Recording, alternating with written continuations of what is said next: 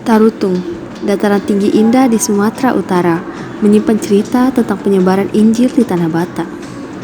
Kota Tarutung adalah kota kecamatan yang merupakan ibu kota Kabupaten Tapanuli Utara, Sumatera Utara.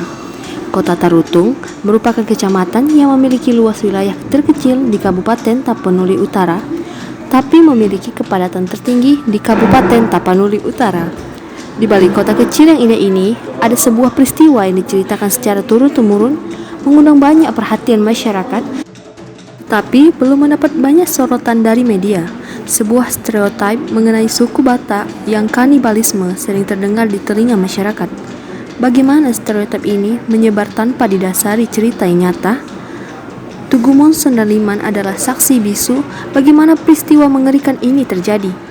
Seorang keturunan Opung Raja Panggalame, Marga Lumba Tombing, akan menceritakannya.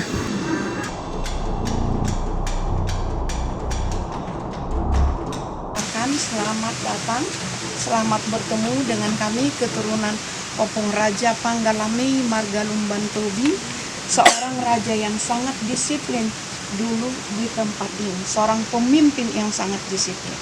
Di tahun 1833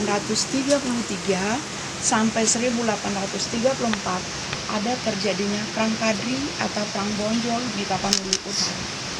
Dengan itulah, melihat situasi keganasan dari Perang Padri itu, maka raja-raja Siopat Isorong, termasuk opung kami Raja Panggalame, membuat suatu musyawarah besar di Rurasi Lindung, kesepakatan ciri khas penjajah yang datangnya dari luar, hidungnya mancung, kulitnya putih, bahasanya tidak seperti bahasa kami di sini atau tidak bahasa daerah, maka itu harus diusir, bila mana perlu dibunuh, karena diduga inilah mata-mata Belanda yang akan datang merusak tatanan adat yang ada di Tapanuli Utara atau di Tanah Batak. Dengan demikian, diutuslah opung kami yang bernama Raja Panggalame Marga Lumban Tombing untuk menjaga penjajah yang datangnya dari Tapanuli Tengah, karena dulu pelabuhan besar Barus itu pelabuhan masuknya semua orang-orang luar menjelajah sampai ke Tanah Batak atau ke bangsa Batak. Bangsa Batak dulu disebut bangsa Batak karena memang orang Batak dulu sudah besar sukunya dan sudah mempunyai adat istiadat yang sungguh bagus, akurat, dan bisa dipertanggungjawabkan. Di tahun 1834, oleh sending gereja baptis mengutus 2 orang pendeta yang mau membawa firman Tuhan atau membawa ajaran agama Kristen masuk ke Tanah Batak, yaitu Henry Liman dan Samuel Munson. Dengan naik kapal SS Duncan, kedua pendeta ini berlayar beserta istri mulai dari Boston, Amerika Serikat menuju Batavia atau yang kita kenal sekarang dengan Jakarta. Sebenarnya penyerapan agama pada saat itu belum ada sampai ke Tanah Batak. Walau agama Muslim atau yang lain juga masih dalam keadaan animisme atau disebut di daerah Batak menganut sipelebe. Dengan itulah, kalau semangat dari Henry Liman dan Samuel Munson sangat berapi-api supaya membawa Injil ke Tanah Batak. Sejarah ajaran agama Kristen yang pertama masuk ke Tanah Batak memang di tahun 1824 sudah pernah 2 orang berkhotbah di Rurasi Lindung, yaitu 2 orang pendeta, Burton dan Uart. Dari Burton dan Uart lah tahunya kalau Henry Liman dan Samuel Munson masih Tanah Batak atau daerah Tapanuli Utara atau Tarutung yang disebut sekarang masih belum ada agama yang pasti dianut, masih agama Parmalim atau agama agama suku ya. Nah, dengan itu maka Henry Liman Tadi saya bilang berlayar dari Boston, Amerika Serikat dengan naik kapal SS Duncan dari Amerika Serikat sampai ke Batavia atau Jakarta. Dan kemudian meneruskan perjalanan dengan bergabung ke serdadu-serdadu Belanda, tawanan-tawanan Belanda yang dulu sangat banyak dibutuhkan untuk membuka jalan raya yang kita lalui tadi, sekaligus membuka jalan terowongan atau batu lubang yang di Tapanuli Tengah. Kesitulah kedua pendeta ini bergabung dengan naik kapal Mederika, berlayar dari Batavia atau Jakarta menuju Bengkulu, dan dari Bengkulu menuju Padang, dan dari Padang menuju Pelabuhan Besar Barus, dari Pelabuhan Besar Barus menyeberang lagi ke Pulau Poncan Kete, dan setelah menyeberang ke Pulau Poncan kembali lagi ke arah Sibolga, mulai berjalan kaki start dari Poriaha, Pagaran Baringin, Sigarupu, Sitapayan, Pagaran Lambung. Pendek cerita, tibalah di daerah kami sini. Di daerah kami di sini tempat dan pemukiman dari opung kami Raja Panggalame bukan di tempat ini anak kami, tetapi di belakang gereja HKBP. Sudah menjadi perkebunan warga itu sekarang, jauh lagi dari gereja HKBP. Di situ selalu standby pengawal opung kami menyarankan supaya apa tujuan kedatangan siapa yang melintasi daerah itu harus pertama dulu melapor ke Raja Panggalame. Karena dengan adanya tadi perang Padri di Rurasilindu yang sangat ganas sekali atau yang sangat berapi-api. Dengan demikian begitu sampai di pintu gerbang itu, langsung ditunjuk oleh pengawal melapor dulu ke Raja Panggalame. Apa tujuan kalian datang ke tempat ini? Itu tujuannya.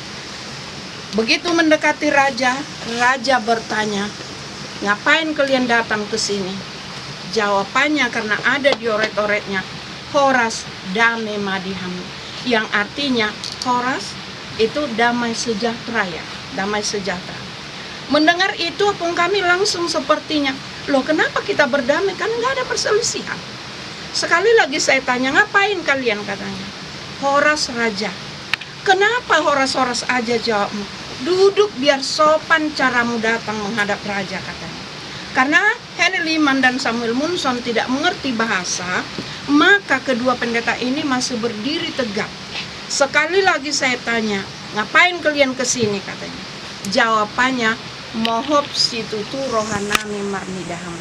Yang kita translate sampai sekarang bahasa Amerika, Mohop itu artinya las. Las itu kami senang bertemu dengan kalian, itu maksudnya.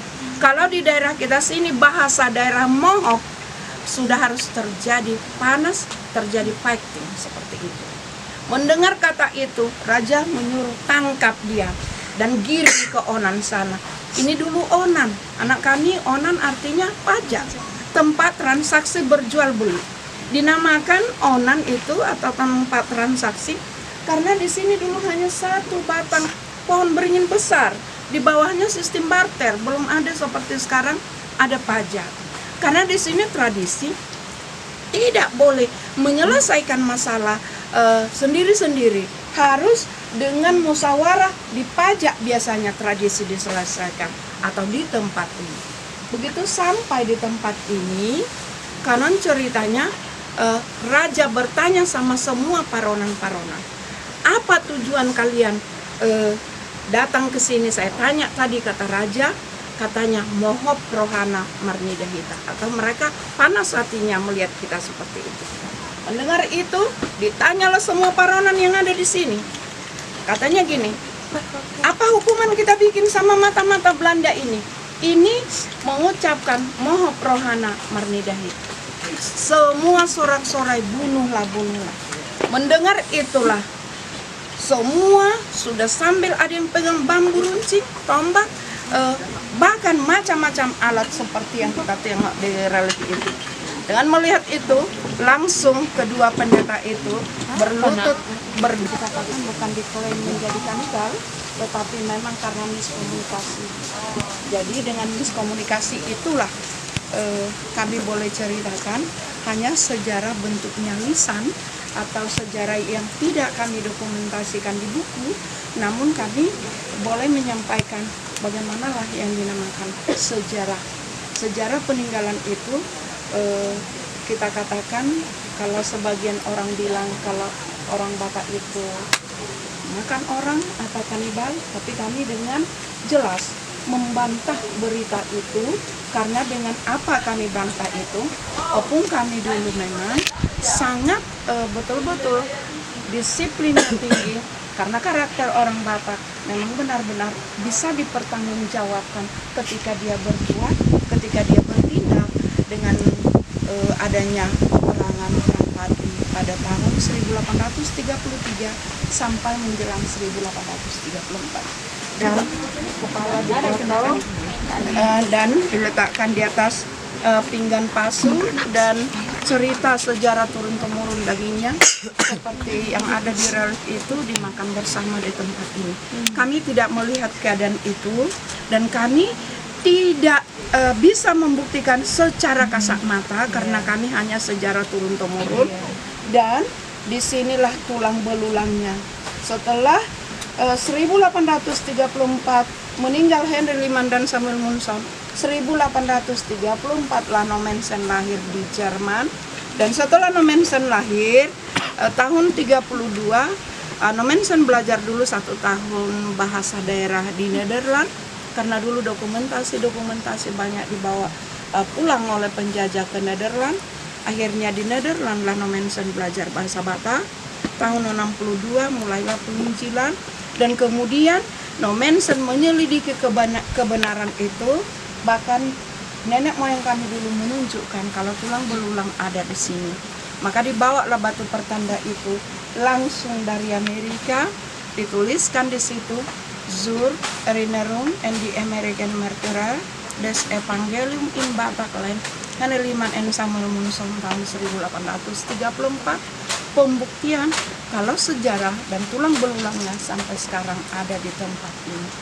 Inilah awal sejarah satu, saya kutip, ajaran agama Kristen masuk ke Tanah Batak. Kemudian kalau dulu kami dibidangi oleh Dinas Pendidikan bidang Muskala, yaitu peninggalan sejarah, yang salah satunya inilah bukti fisiknya.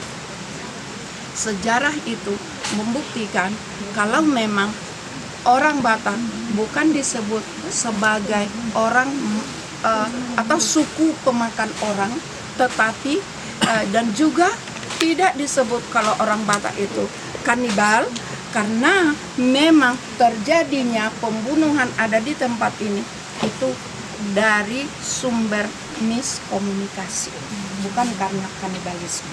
Dan tulang belulangnya sampai sekarang ada di tempat ini.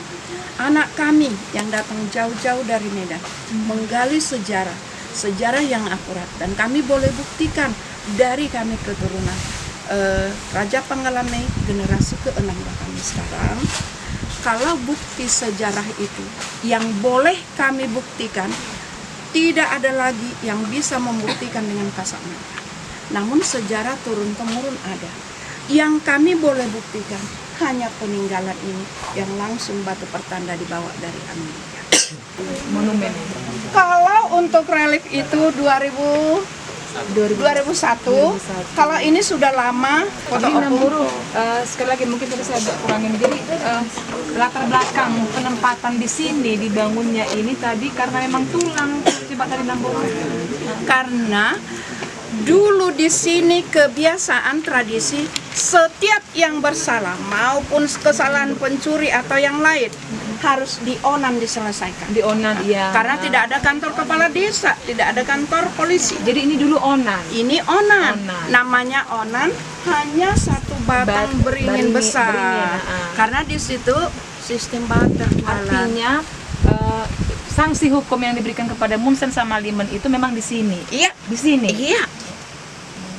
Bahkan kanon sejarahnya saya tidak melihatnya. Nanti terlalu mendalam. Enggak apa-apa Namburu ini kan bahkan dihorja-horjakan, diuning-uningi. baru dicincang, dimasak dagingnya, dimakan bersama. Inilah awal sejarah orang Batak makan orang. Kenapa? Dia mendunia langsung dibeberkan karena ada sending besar yang memberangkatkan. Bahkan sakalanya di situ. Apa itu sakalnya? Itu telenanya, lehernya dipotong di situ. Jadi Tapi itu karena miskomunikasi tadi iya, dengan bahasa Aibob ya. mohop. Makanya saya bantah kalau orang Batak bukan kanibalisme, Iya. tapi dia terjadinya pembunuhan karena miskomunikasi.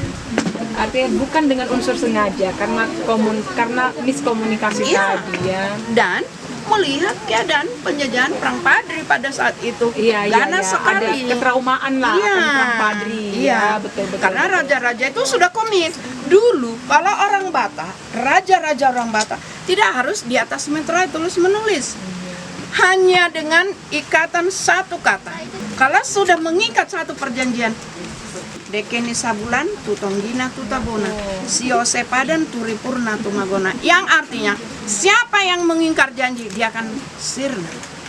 Ayo jangan suka ingkar janji ya. Ini kearifan Ya, lokal. itu Pesan. satu. Apa? Ingat pidato Soekarno itu.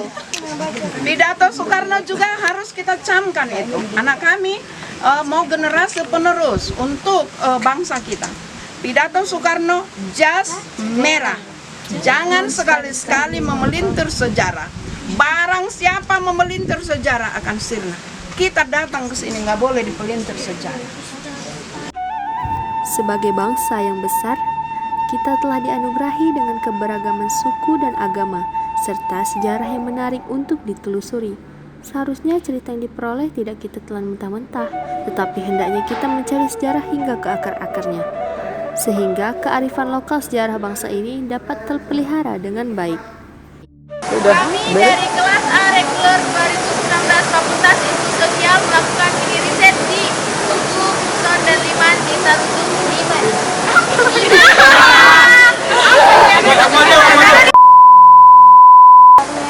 Kami dari kelas A reguler 2019 Fakultas Ilmu Sosial melakukan mini riset ke Tugu, Buson, dan Liman di Sarutung. Jinggo jang ganjing kalam kabut. Jinggo jang ganjing